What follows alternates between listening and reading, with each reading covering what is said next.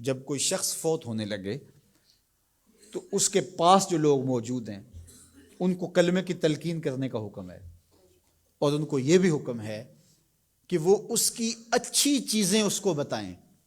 جب کوئی بندہ بوڑھا ہو جائے نا اور وہ بس اب جانے والا ہے اس دنیا سے، تو اس کی زندگی کی برائیاں اس کو یاد نہ دلائیں، اس نے جو اچھے کام زندگی میں کیے اس کو یاد دلائیں، تاکہ اس کے ذہن کی سکرین پر وہ چیزیں آنا شروع ہو جائیں، وہ اللہ سے حسن ظن اور امید کو مضبوط کرنے لگے کہ شکر ہے میرے اللہ نے مجھ سے یہ کام بھی لیا، میں نے مسجد بنائی، میں نے دارالعلوم بنایا، میں نے یتامیٰ و مساکین کی مدد کی، میں نے غرباء کے سر پہ ہاتھ رکھا، میں نے رشتہ داریوں کو نبھایا، میں نے یہ کیا وہ کیا۔ اس کے اچھائی والے کام اس کے سامنے رکھے جائیں تاکہ اللہ سے اس کو امید حسن ظن غالب ہو جائے، کیونکہ اب وہ گناہ تو کر ہی نہیں سکتا، تو اب اس کی امید غالب کی جائے، ایسی باتیں سنائی جائیں۔ میرے حضور نے فرمایا جس شخص کے مرنے کے بعد اس کو 4 گواہ مل گئے اچھائی کے، لوگوں نے کہا یہ بڑا اچھا آدمی تھا، صرف 4 گواہ مل گئے، تو فرمایا کہ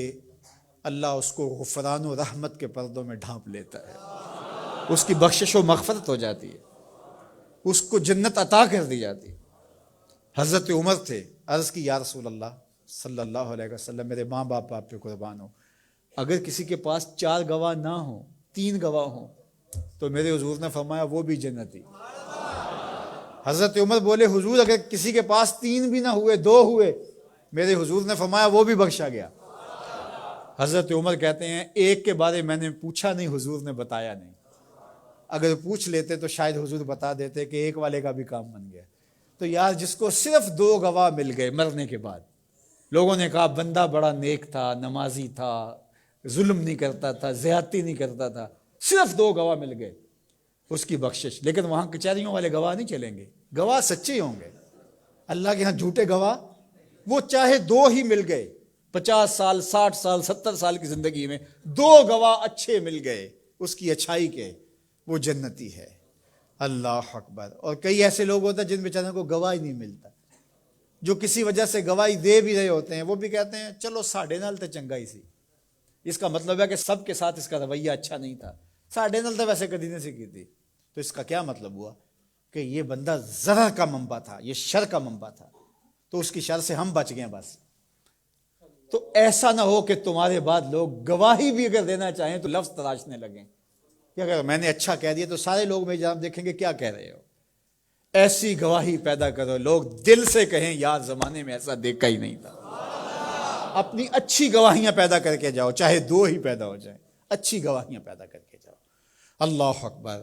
تو دونوں چیزوں کو برابر رکھا جائے، امید کا چراغ بھی روشن ہو اور دوسری جانب جو ہے وہ خوف اور خشیت، اس کا چراغ بھی بجھنے نہ پائے۔ مایوسی بھی انسان کو کفر تک پہنچاتی ہے۔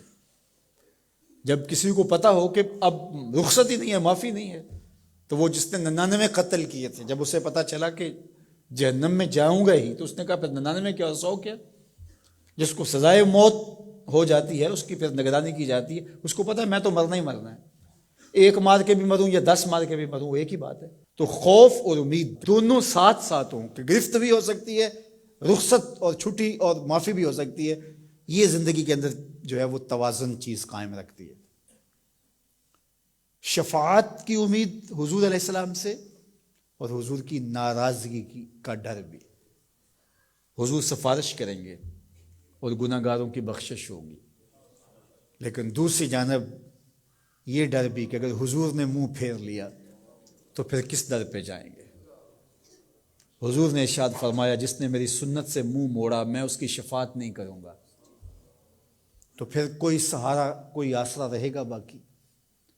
تو امید کا چراغ بھی روشن رہے، خوف بھی رہے، شفاعت کی امید بھی رہے، لیکن حضور کی ناراضگی کا ڈر بھی رہے۔ تو زندگی بھر جوانی میں بالخصوص خشیت غالب ہو اور آخری لمحات کے اندر امید غالب ہو۔